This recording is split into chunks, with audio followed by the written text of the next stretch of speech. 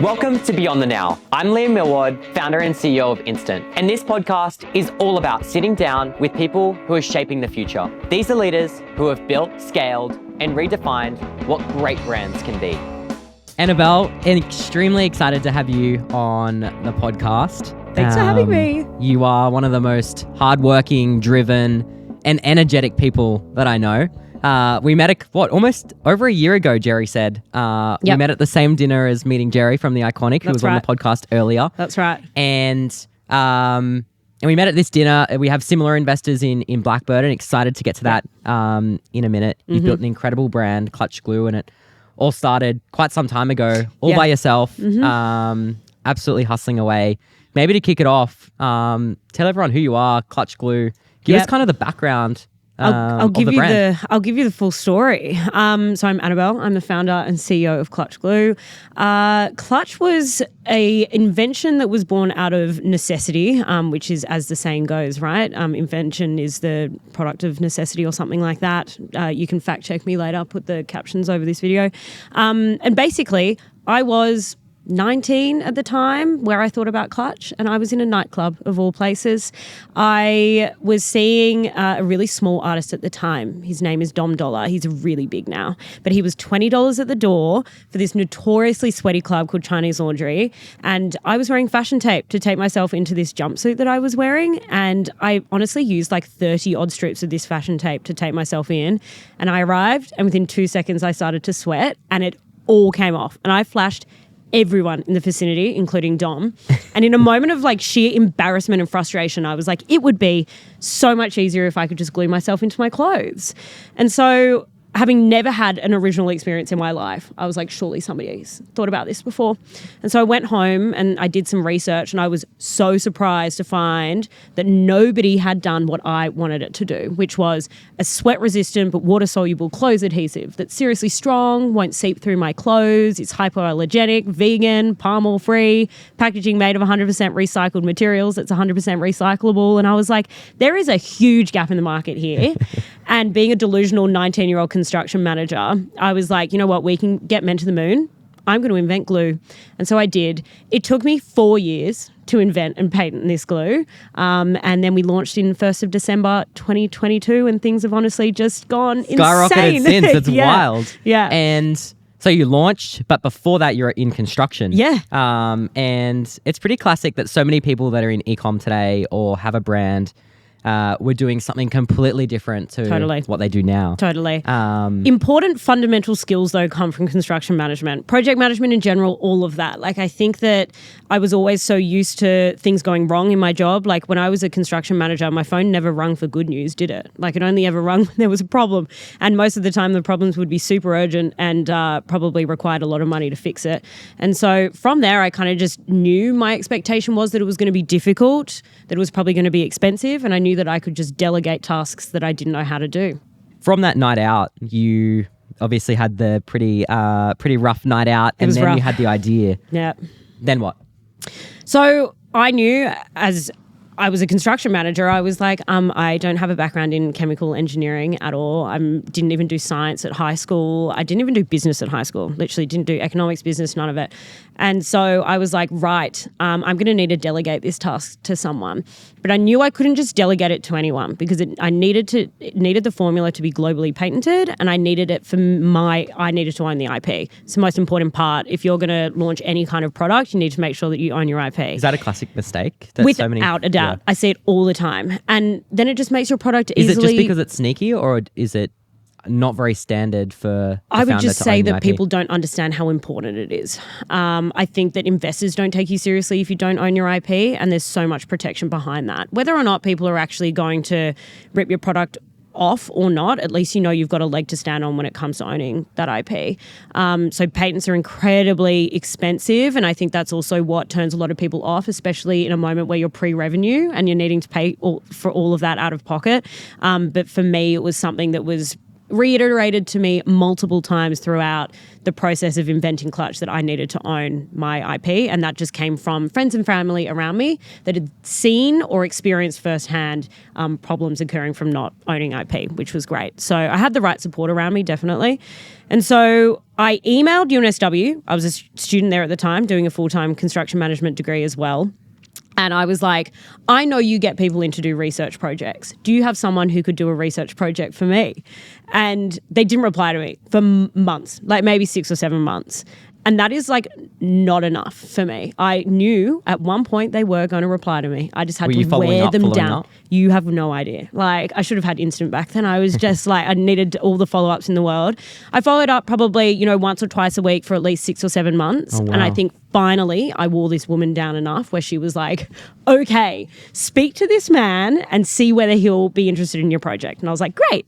Anyway, sent him an NDA, got on the phone with him, and he was like, why would you want a water-soluble glue? And I was like, you are hired. Because he just didn't know how important this product was. Because again, it wasn't really his main target. Like, he didn't really care about this product. He doesn't use it. And so for me, I was like, I know that you're going to assign the IP to me, which he said he would. But, it's one thing you've then got to trust that they actually are, stick to their word there.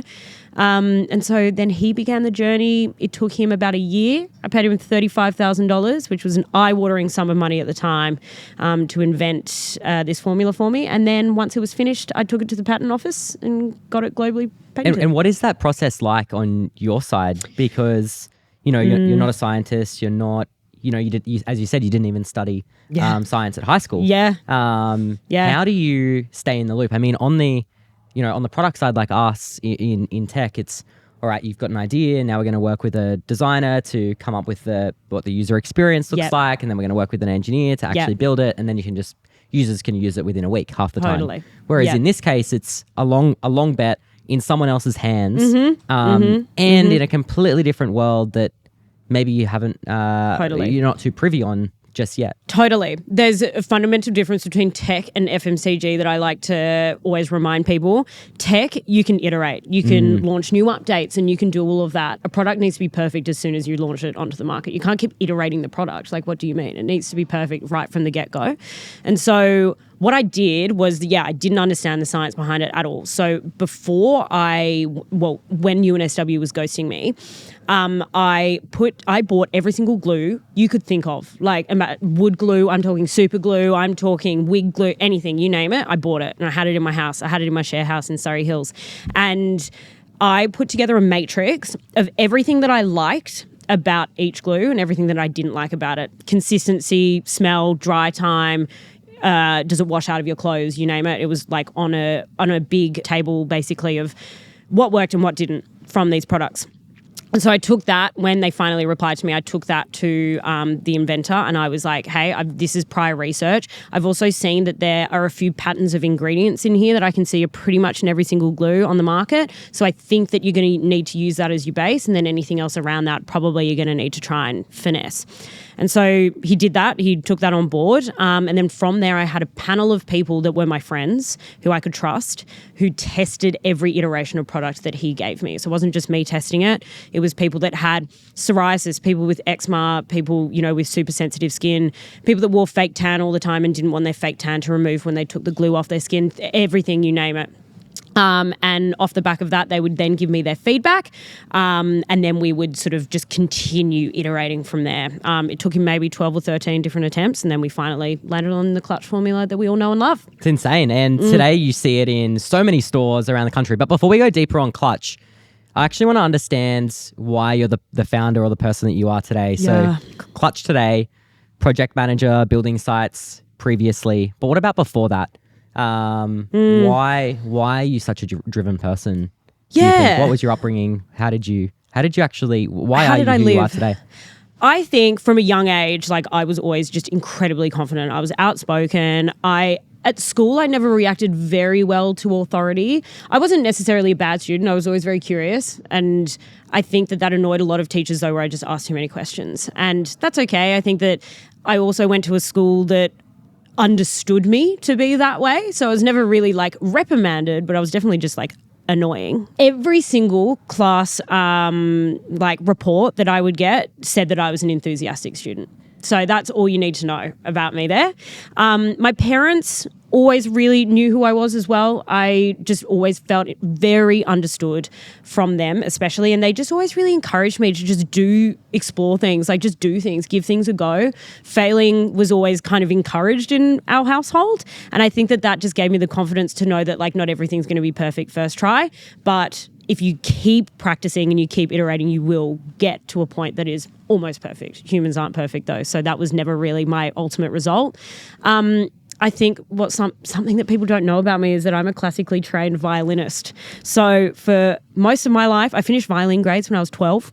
And honestly, that was great because what that did was provide me the space to know how to practice. Again, practice makes perfect. And I think that was just like the dedication and the commitment to something really helped me become, the person that I am today, definitely. It also helped me with public speaking because I always used to have to perform my violin. And I hated it to begin with. And then by the end of it, I absolutely loved it. So that really helped too.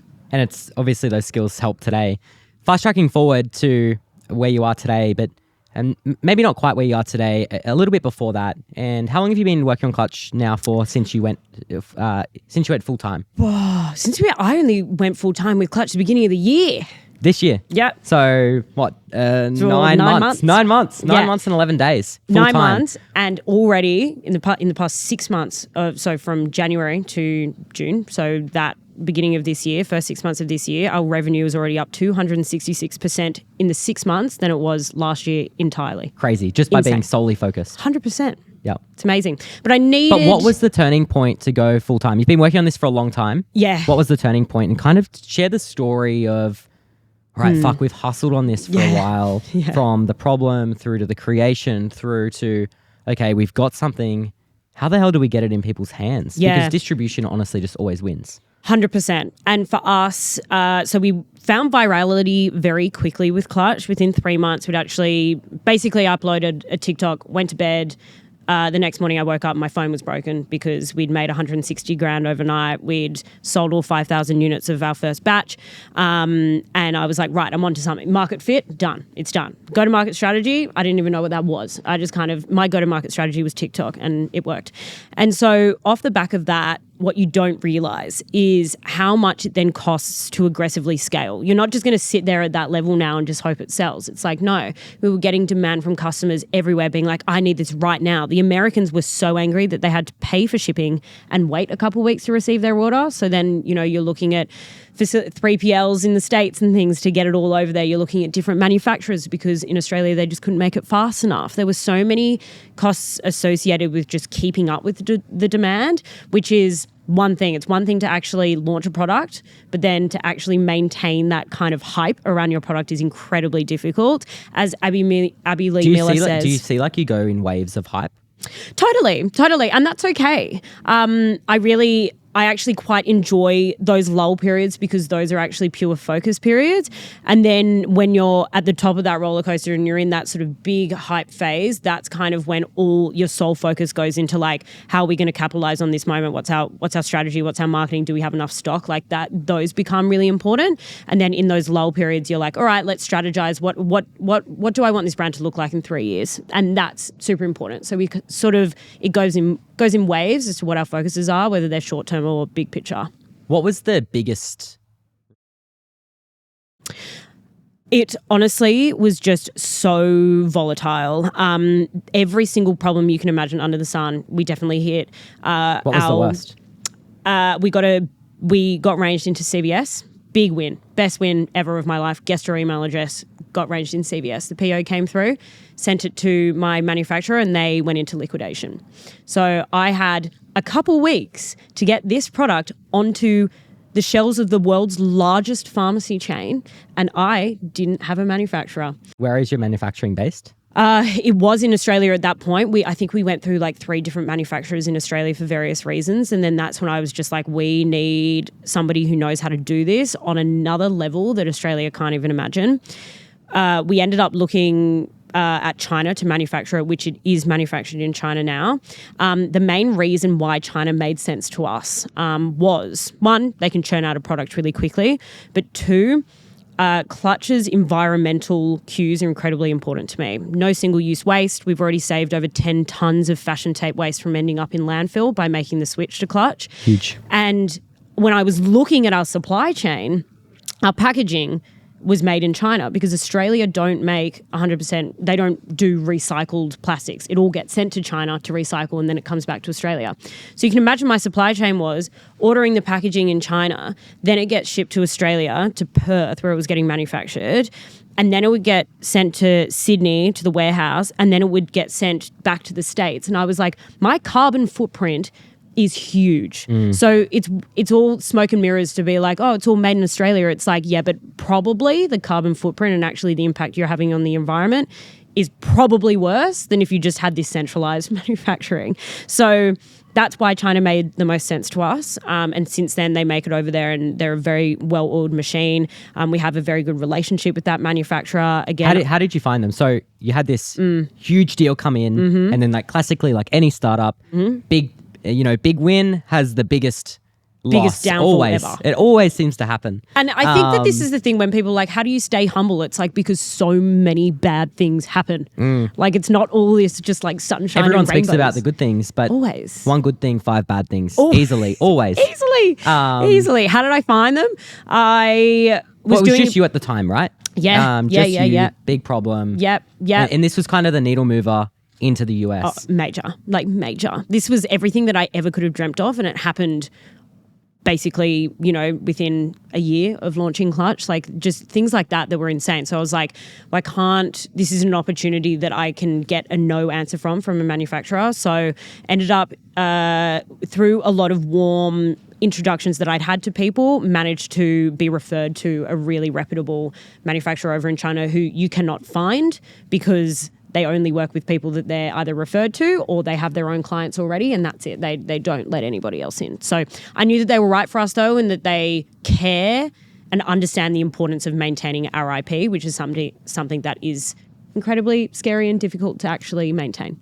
Before going all in on Clutch, what were kind of the biggest, outside what ended up happening as the biggest concerns, what were truly the biggest doubts or concerns or just like lack of self-belief to go all in? Everyone kind of has something underlying. For me, it was like, when are we actually going to make enough money where it makes sense for this to support my lifestyle? Because every single cent that we were earning was investing back into the business, launching in, retailers, doing marketing, like all of these things that I just like never even thought about needing. And all of a sudden, every single dollar really count, and it actually contributed to our growth. So for me, I really battled for the longest time with, if I'm just taking money from this business and it's going into my pocket where it's better spent somewhere else, it truly just didn't make sense in my head. And so that was a big thing for me. And that's why it took me so long to make that leap. And that's okay. That's okay. I think that if you're allowed to be ambitious and make the leap straight away, or you're allowed to be conservative and make the leap when it feels right. And it only felt right to me really when we had a lot of cash reserve in the bank, and that happened in the form of doing a cap raise. So then you did the cap raise. Did the cap raise. We did a pre-seed cap raise. Ended up being the world's largest pre-seed cap raise for an FMCG company ever. Incredible. Insane. Amazing. Little old me. Little old Clutch. Who'd have thunk? It's incredible, and it's something you should be incredibly proud of, and I think you are, and it's had incredible results for the business. Definitely. But so many people would say, we've already got this business. It's already starting to go pretty well. You're probably not far from having the cash to go all in. Totally. Why take on investors instead of bootstrapping it? Yeah, great question. For me, I realized that me owning, 100% of the business was actually worth less than only owning 80%, with another 20% going to somebody who actually could open doors that I just couldn't. It just became this business that was bigger than me. And so having the right help and the right expertise, I knew that I could create a company that actually had longevity. So for the longest time, it was about, developing this product and getting it out on the market and, just doing the day-to-day operations.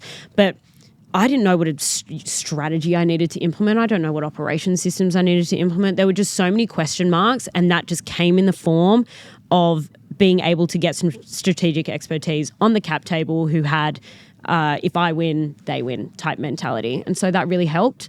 And that came in the form. Do you think that it has helped? Without a doubt. Like, without a doubt. But also, the cap raise took me a really long time. We didn't just raise money for the sake of raising money. As I mentioned, I wanted people that actually had skills that we could utilize to create a long-lasting business.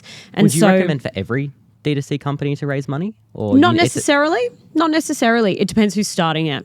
If you're somebody who already is somebody of great influence, perhaps, probably not, to be honest, because all of your marketing would come in the form of your personal brand. But for me, I didn't have a personal brand. And so my personal brand became Clutch very quickly because I couldn't afford to pay influencers to talk about my business. So I just talked about it. And then thus the founder-led strategy is where actually we've ended up being a really good thing for us to do. But that was a total accident. And so for me, the cap raise took 6 months. It took me 6 months to decide. I had a million conversations and they all said yes. They all wanted it. I didn't hear a single no doing my cap raise. And then I was like, right, I'm spoilt for choice. Who is actually going to help my business? And I knew that there was only one VC that I met who I was just absolutely infatuated with, Blackbird. This was my thinking. If I really fucked up, do I know that I could call them and be like, I fucked it. Can you help me? And there was only really one person at the end of the day where I felt comfortable enough doing that, and it was Blackbird. So that's the way that I kind of went about it. We have the same investor, and I was 17 when we raised our first round. Insane. And we thought the same thing there. We were working with Nikki, the best, Max, and Tolo, which you know as well, and they're. I think what I look for most in an investor, and I feel like you think the same, is they trust your ability to execute. Without a doubt. They trust your ability to execute, because the opposite to that is getting in the way. You slow down. You honestly waste their money, and you just go out of business anyway. 100%. I just felt like there were no gates with them. There was no red tape. It was just like, how can we help? What are your asks? How can we help? And to this day, our relationship still remains. I'm incredibly clear on what my asks are and what I need them to help with, and they will stop at nothing to make sure that they can facilitate as much of what my asks are as possible. Just feel like it was a really supportive environment where it wasn't this us and them thing. It was just, they were just adding to the business in a beautiful way. If you were to take a negative look at the business today, what would cause you to fail now? What would cause us to fail now? Honestly, probably... because I think it's something that a lot of founders don't think about. They think about the opportunity. They think about what they should be doing well at, where they can improve. Yep. But there's always that thing in the back of the mind where it's like, fuck, if we fail at that, that is not the best, and it doesn't put the business in the most ideal position. Totally. If there was something that was just really going to ruin us, outside of American tariffs, probably, retail's really difficult. It's hard to get ranged. It's even harder to stay ranged. And so I think what could kill us is, for the longest time, I was like, I need to be in every single retailer under the sun. I don't care who it is. It needs to be on every corner of the earth. Now I've really rethought that entire hypothesis and think it's completely incorrect, because all you're doing is actually cannibalizing on your sales in the retailers that you're in, because then your units per store per week metric is going to go way down, because you're spreading that across a bunch of different retailers where all you want to do is be outperforming your metrics every single week in order to stay ranged. So for us, it's really important to walk that tightrope of who do we actually want to get ranged in, and who's going to move the most product and be valuable in terms of reach and access, and let's just implement that. So I'd say being deranged in a lot of retailers would actually kill us as a business, because they're the ones that do move the needle for us. And how do you drive people in store to actually purchase? Because I think that's something that, even for me, I easily forget. You're in store, people are going to come buy it, but it's just not the case. You actually you're almost influencing people, or you are influencing people to go to the store and buy it. It's funny that... that's why they're ranging you. Totally. And I always joke that I actually run 2 different businesses. I run a retail business and I run a D2C business. And they actually, the marketing that we do is a completely different strategy. It looks completely different. The tone of voice is completely different. And all of that kind of thing, is really important to get that balance. For us, 70% of our revenue comes from retail, and then 30% comes from D2C. It's huge. It's not a product that you need until you do. So people are like, oh, I'm on the way to an event and it turns out my outfit's falling off me. I need that product right now, which is why it makes the most sense in a retailer like 7-Eleven. They still won't range me. Anyway, if you're listening, anyone, please answer my emails. I've sent you 700. And so just things like that where we really drive the comms on our email comms, even on our instant abandoned cart conversions and things like that. There is actually on that email do you need it right now? And we actually have a link then to the store finder on our website, so we can get in front of those people, especially the metrics on that show that on if they have an abandoned cart email that comes to them, it's the best kind of sell-through rate that we see on that, or clicks to the store finder come on a Friday and a Saturday night.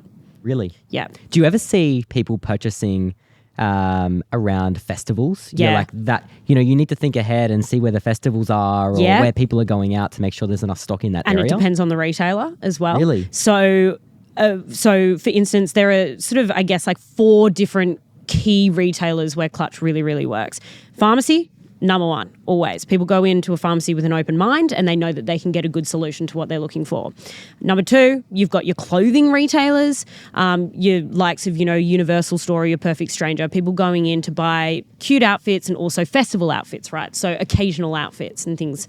Then you've got your convenience, and then you've kind of got your grocery store of the world where it's your one-stop shop. You get everything there and, you get your Clutch and off you go. So grocery is probably our lowest performing out of all of those, which is really interesting. I didn't think that was going to be the case. Grocery is also really difficult. We had a really bad time with a grocery store retailer who we did a trending end cap with them for 6 weeks. And it turns out if our results were good at the end of the 6 weeks, we'd be ranged. Anyway, it turns out Do you agree what those metrics are beforehand? Yeah, and or is we it just, know if it's good, it's good. We decide what's good is. They have metrics per category that you need to reach, and to be honest, they're very achievable. For us, they're very achievable, but we're not competing with any other brand. We literally are a category in its own, so that really helps us. We're not competing with anybody else. But anyway, it was a 6-week trial. We got all the product there. We moved absolute mountains to get it there, and then at the end of the 6 weeks, none of it sold, and it turns out that they just didn't put it on the shelf and then told us that we didn't perform to their metrics, but they didn't put us on the shelf, so I don't understand. So you couldn't have sold. Just things like that where retail is hard and out of your control. Do you ever go around to the stores and make sure that it's... Oh yeah, I love mystery shopping. It is so good. I saw your video on TikTok the other day, actually. So cute. I literally walked into a Priceline store and the Priceline stuff are really nice. Like I always have a good time in there. And anyway, went to the counter, I bought a Clutch because it was the first time I'd actually seen the Clutch XL tube in a store before, because that's quite new for them to range the larger SKU. And anyway, I saw it in the flesh and I was like, oh, I have to buy it. And anyway, so I put it on the counter and I was like, oh, do you sell much of that? And she just ended up like rattling off like my entire like Shark Tank life story. And I was like, who is this woman? Anyway, I love her. She just said some really wonderful things about me. And then what you don't see in that video is that when I came to pay, she was like, oh, are you a Sister Club member with us? And I was like, yeah, I am. And she was just like, oh, what's your email? And of course, my email has obviously @Clutch Glue in it. Yeah. And I was like, I actually can't. I was like, I can't. I'm too embarrassed. She's just said some really lovely things about me and now I can't reveal myself. And so I was like, I feel like I've just been really deceitful this entire time. So anyway, I was like, oh, don't worry about it today. And anyway, I kind of just like paid for it and like giggled and ran off. Anyway, I feel like going back to that store and just being like, hopefully she sees your video. That would be cool. I've sent it to the Priceline buyers and I said what store it was. And hopefully she gets a big pat on the back and perhaps a really big bonus for being so lovely. Shout out. Shout out to Priceline. But back to the investment story. So Blackbird was Yep. obviously the first investor that you took on board, and Yep. they're an incredible firm, and They are. but they weren't necessarily the first investor to say yes. And something that so many people know you for is Shark Tank, and you made a big splash when you went on Shark Tank, and I assume it was pretty incredible for the brand. And an investor on Shark Tank actually said yes and gave you a deal. Yeah. But most people don't understand or have never heard of the post Shark Tank episode being launched. Yeah. Yeah. What was that like? So Shark Tank was filmed in June and then it aired in November. So there's quite a bit of period of time sort of between there, although actually for reality TV sake, it's actually not a very long time. It was a pretty good turnaround. So I went on the show. Do you just apply online? Yeah. I got a LinkedIn DM from a producer saying I should apply to Shark Tank. And I went back just being like, no, like I don't want to go on Shark Tank. I was like, for me, my main concern was that I run a very legitimate business. And when the entire panel, sans like one or two people are women, I was like, am I just going to be sort of taken, made a fool of, and are you just going to laugh at me? And they do 50% of the time. And they do, and it's TV. And I was like, that can't happen to me. So anyway, ended up just doing 100 hours, actually, legitimately, did 100 hours of practicing this pitch, did mock Shark Tank nights, you name it, did all of it, took it upon myself. My sister somehow found someone who went on Shark Tank France, and I was on a call with him at 1 a.m. doing my pitch to him, and he was there just roasting me, in French, might I add, so really mean. And so it was just like we really prepared for this pitch, and we wanted to make sure it was as good as possible. Sure. And it was. I'm so glad that we did that. Being prepared is incredibly important for moments like that. And we ended up doing the best Shark Tank pitch of all time, as said by Rob Herjavec, which is pretty cool. He is basically Mr. Shark Tank himself. He's on, I think, every Shark Tank, at least in like English-speaking Shark Tank. Anyway, so that went really well. What you don't see, though, is that like after the show, their legal team start reaching out, and then they start doing some due diligence, obviously. You don't just kind of like, you're not like, oh, I'll invest and then take my money. The cash is waiting out the back. Yeah, like, here's a check. It's like, no. Like, you do due diligence, you open up your data room, do all that good stuff. And so see whether you're actually like telling the truth, basically. And so their legal team reached out, and I went, I actually gave them an undervalued business on the show so that they all knew it was a good deal, so they would all say yes. So this is all my strategy, being like, I know that I can do the best pitch. I can go in there and say, here's I'll give it to you for basically pennies, was basically what happened. Then I was like, my real evaluation is actually $2 million for 20%, which is what we're raising at the moment. We've got a lot of investors that are really interested. Would you still want to go in at that price? And because I said yes to two of them on the show for like a dual offer, they both actually came back saying yes, but I had to give them founders shares. And I went, absolutely not. I was like, that is insane. Why do you want founder shares? Like, just for starters, like, that's insane.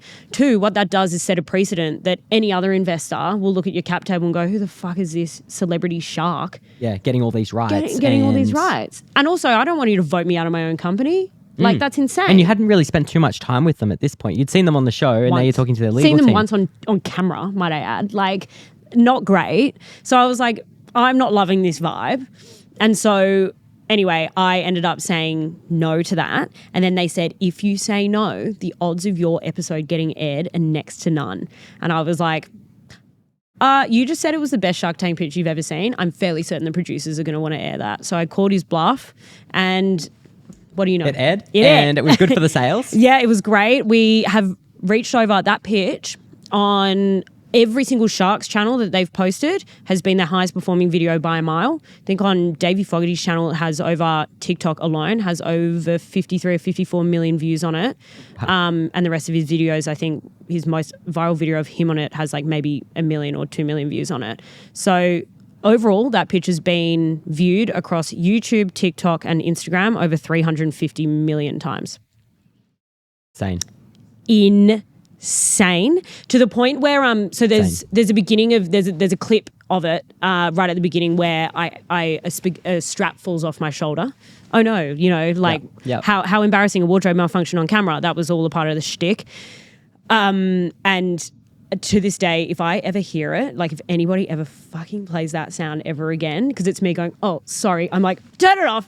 Who's got it on? You've practiced it so many times. You've listened to it so many times. Oh, it's haunting me. I still dream about it, I think. But anyway, it was a really good time. Like very enjoyable. I actually like don't have anything bad to say about the experience at all. It was amazing. Amazing. And something I think the biggest takeaway is out of the early kind of journey of Clutch is like this brute force type of marketing that just seemed to get customers in the door. They love it. Whether it's TikTok or the Shark Tank, but it's still something you do today. And obviously Clutch is still incredibly early in its journey long term. Yeah. But Sydney Marathon over the weekend. Oh my God, how fun. Did you see us? I did. In the Clutch mascot. In the Clutch mascot. Love it. But this brute force guerrilla marketing Love it. style of growth seems to be something that you've just absolutely nailed. I think so for many us, brands steer away from it. I think brands are scared that they're going to get like told off. Like, don't do that. Judged, told off. And it's like, well, if somebody tells me that I'm not allowed to be there, I'll just move. It's actually like, I'm not going to go to jail. Like I'm not trying to be like Mr. Beast, like I'm just trying to like clutch some people into their bike shorts that might need it for a race. And if we get told to leave, I will leave or I'll go somewhere else. Like, have you ever been told to leave? No, never. Because I'm also helping people. Like I'm not just there being like, here's sampling product. Like for us, I think what people don't understand about effective guerrilla marketing isn't just like giving samples of product. It's being unavoidable multiple times leading up to a big significant moment. So for us, what's worked best? So for us, what we always do now is if we're at Sydney Marathon, if we're going out to even a live concert out at like a core stadium or whatever it is, we will always do a teaser campaign leading up to that. We will show up in places where people either expect or don't expect to see us, which then by the time we're at that event, they know, oh, I see the Clutch mascot, I see, the oh shit, I've been wanting to trial this, or I've seen it somewhere. They said they would be here. Yeah. And then they bound up to us and it's all very exciting. And the great part is now that we arrive at these events, we just get straight away swarmed. It's amazing. And what I really love about it is that I get to communicate with those customers in the flesh. How amazing. It's really hard in FMCG especially to have those relationships with your customers, which I think so many branches aren't doing. Like, and I know that people are like, oh, one person isn't going to move the needle too much. But like to me, at least it's that satisfaction knowing that I've helped that person or I've had a conversation with that person and made them feel a certain way or made them feel confident or encouraged or whatever it might be. And I think that those are the little moments that I really, really seek that I think are underrated or people just miss. If you took a look back, what's the most successful campaign that you now is kind of just on repeat? You do it all the time. I would say the thing that was a domino effect was the first one we ever did, which was we went out to Taylor Swift, Feb 2024, and I had the idea on a Monday and I'm fairly certain she was playing like on the Friday or something. Right. And so I texted my sister and I was like, wouldn't it be cute if we like went out and just like clutched the girlies into their outfits as they're going into the stadium? And at this point in time, my TikTok was just full of people doing their DIY outfits to go. We all know that like if you put on a DIY outfit, it's all well and good when you try it on in the mirror. The second you start to like move around in it, it's obviously like going to just come off you or it's breaking or whatever it is. And I knew that was going to happen. And so I was like, let's just help people. Let's just be in front of them and help them. And my sister was like, that's a really cute idea. Let's go out. And so we got literally like a $50 sign made from our printer. And I went out to the Accor Stadium and we clutched hundreds and hundreds and hundreds of people. So you're not necessarily just giving away free product. No, you're doing it there for them, showing them how to use it. Go and buy it. And then once they go into the concert, it lasts all night and they go, oh shit, it works. And then they go and buy it. Because that's the hardest thing about doing something for the first time is that you have this whole period of just market education. Yep, 100%. And for us, people see the brand everywhere but they're not, and they get it, but they haven't tried it. 100%. And you need, like Clutch isn't necessarily like a cheap product. So people need to know that it works. And the only way that we can really give them that space is to do it for them. So we do. And what that has now done has been this huge domino effect of like, great, let's do guerrilla marketing campaigns and clutch people into their bike shorts. We've gone to we went to Glastonbury in the UK, we went to Beyonce in the UK, and now we're about to launch a vending machine into a 15,000 seat arena in Austin, Texas. Again, where do you go when you're having a wardrobe malfunction? The bathroom. So we're installing those into girls' bathrooms all around the world. Incredible. And looking back on kind of the last year, particularly, or the last 10 months, the biggest question I have is, how is it working with your sister? Love it. Love it? Love her. I love her. We have always... She's so cool. I was at an event. So we were cool. trying another Blackbird company, Vow Meats, the other night, and I met her there. Wait, did you actually have some to meet? Yeah. Was it not like... Was it real meat? It's lab grown. Oh, they don't say lab grown, but it's lab grown. I don't know. Insane. I don't know how quail. you would even start to do that business. Anyway, that's cool. But it's pretty against like the common thread of don't work with your family. Without a doubt. We, though, as siblings, since like day one, she was just my bestie. We always got along so well. We never fought. Remember, I feel like that's one of the most fulfilling parts of taking on venture, is being able to bring these awesome people onto the team. Totally. But she cared about it as much as I did. Before. She's my sibling. Like she always cared about everything that I did more than anybody else. And so she's very gentle, she's very kind, and we just always have this really good dynamic. I also think working with your sibling's great because I don't need to over explain myself to people. Yeah. Like she's just like, I don't feel the need to apologize. I don't feel the need to explain. She's like, yep, she just gets me. And that's really great. And she just also keeps me really humble. She keeps me in check. There's just things like that where you don't necessarily have that relationship with somebody who's just a peer. And so we just always work really well. I do remember we had one fight growing up, one. And I don't even remember what it was about. But I remember we were like wrestling on the front lawn, and she was like had pinned me down like on top of me. And in that moment I was like, how do I get out of this? And I spat in her eye, like went and like spat into her eye. And of course she screamed and was like, ah! And I remember in that moment not being like, oh, I won. I remember in that moment being like, I feel awful. I'm never doing that ever again. And that was our one and only fight. Ever. Yeah. And I think I might have been like 5. The team has grown outside of your sister as well. Yes. What's the team looking like today? So many marketing employees, lots of marketing goes into FMCG because, and there's so many skills that go into it that I just think people really perhaps overlook. Performance marketing, whether it's a PR and, affiliates partnership manager, whether it's social and content, we've got to be posting every single day, at least every single day. And so with that, you've got to be ideating new ideas. What's the routine look like? For us, to come up with these content ideas, pump them out, post them. It all kind of comes from we don't try and sort of get the strategy too right for a long period of time. We look at what we're doing from a strategy standpoint when it comes to marketing, what big campaigns we want to run. But when it comes to the day-to-day bits that you see, just like the reels and things like that, and the use case videos, that all comes from mainly what our audience is commenting in the comments. And so from there, we're able to provide the answers to the questions that they're asking pretty quickly. And that just means that, we're just highly engaged with them. They're the ones at the end of the day that want to see this product working, or they might have specific questions. And if one person's commented, I know that at least 50, 60, probably hundreds of thousands of people are thinking the same thing. Yep. So we just kind of continue to address those. And as much as for us, we think that we've answered the same question a million times, we're answering it to a new audience every single time we post it. And that's a really important thing to remember.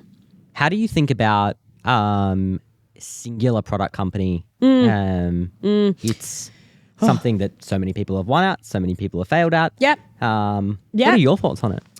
For a long time, I was like, I want Clutch to just be this single SKU product. And that's great. It sells like... And there's so many brands that are incredible. Amazing. It's amazing. The one problem, if you're going to do D2C, great. Like, cool. That's great. Keep doing your single SKU or maybe your double, or just like different iterations of the same product. But for retail, they hate it. They hate it because you just get lost on a shelf. One product there in a sea then of like another product that actually you get lost on shelf kind of easily, even if you've got the brightest colors, like you're just not going to stand out. So a retailer will always go into those conversations being like, we can't range it because there's only 1, 2, 3 SKUs. We need at least 6, 7, 8 in order to even blink at this. And so from off the back of that, we didn't want to just iterate on products that already existed in the market. Like I didn't want to then just like fall back and start doing tapes and stuff like that. Like that's not us. And so then we've spent a lot of time developing new products, and we've got 2 SKUs that are launching now in February, and then we've got another 5 SKUs launching next year. So the Clutch family, the children are growing. Yeah, so it's a lot. It's amazing. A lot happening. None of this is possible though without coming back to the basics around like good finances, and actually setting up a business for success. I was speak to so many founders every week, and I honestly think this is the difference between, obviously it starts with a good product, crack distribution. Most people fail at actually building a business that is healthy. What are your kind of thoughts there? Finances were one of those things that like I kind of always thought that I was really bad at because I wasn't an accountant. I had like no experience with that kind of thing. And so for a long time I was just kind of like, oh, I don't know how to do it. Therefore, like I can't do this job. Then I like realized because we just couldn't afford to have a CFO, I had to be the CFO. And if I buried my head in the sand, then the business would die. So I was like, I've got basically one option here. And it's what do you keep track of most? P&L always. And I find just the key metrics that I really care about is revenue, basically our like outgoings, sort of operations costs, and then at the end of the day, how much we're either profiting or burning. And every single month differs pretty broadly, to be honest. Some months we're super profitable, and then some months we're very much not profitable. And that's okay. That comes and goes. As long as those can be, as long as I can map why we have probably burnt through XYZ cash that month, then it's all good. But of course, if we're having months that are just like we're burning and burning and burning and not really making any sort of change or profit, then that's kind of when I start freaking out and I'm like, right, like something's got to give, or we're doing too much right now. Right. And I think that I just try and keep it simple. I realize that, as much as we have bookkeepers, obviously, that do our BAS statements and everything like that to make sure I don't go to jail, because I just don't think that I want to be in prison. But it's more so, just like keeping an eye on those, close eye on those finances. Honestly, it takes me like 5 minutes a day. Like it's chill. I go in there in the morning with my morning coffee and I go into Xero and I just like reconcile some invoices in there and, do my thing. And then I'm just like, cool, I know where we're at. And then when it comes to the end of the month, I'm not quite as like blown over by what I see on the piece of paper. Love it. I think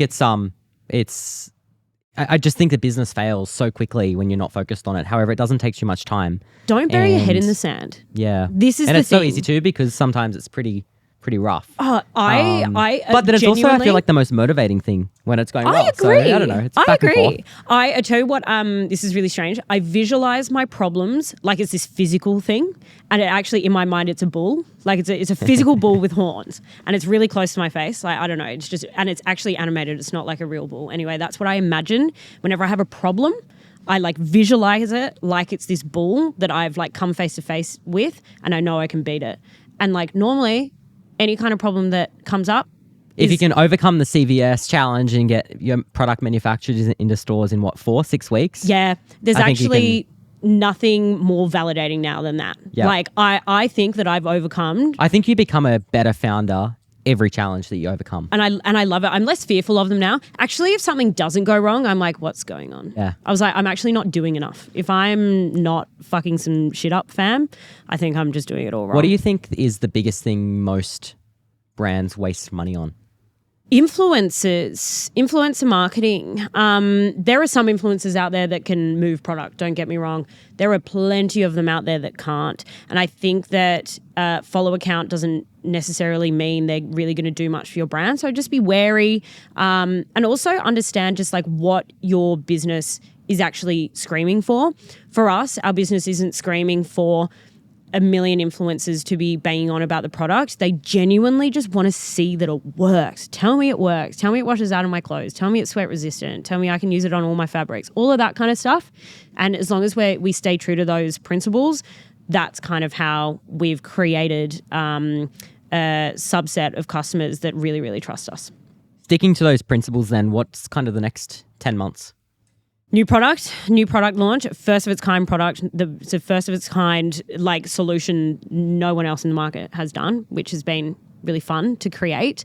We are moving into a seed round and a US raise at the moment, which is insane. So I've got my fundraising boots back on, which I love. It's funny, you talk to a lot of founders hate it. You either love it or you hate it. Yeah. I love it because I get to meet all these really impressive people. It's really fun. I love it too. Yeah. And I feel like when you have an amazing product, people say yes. Without and a if they're doubt. saying no, you need to iterate a lot of the time. And Yeah. whether it's maybe your pitch is bad Yep. or your product's just bad. Totally. It is storytelling. Wowee. And that's a skill. It's hard. It is. hard. It's a muscle you need to keep flexing for sure. How do you feel? Happy to cut this bit out if you want. Yep. How do you feel the biggest, like when we're at that Blackbird dinner, Yeah.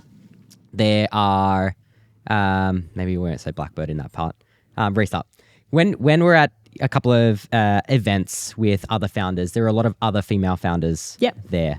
And the classic problem, whether you're a tech founder in your world, is that majority of female founders don't get capital Yep. from investors. Yep. What are your thoughts there?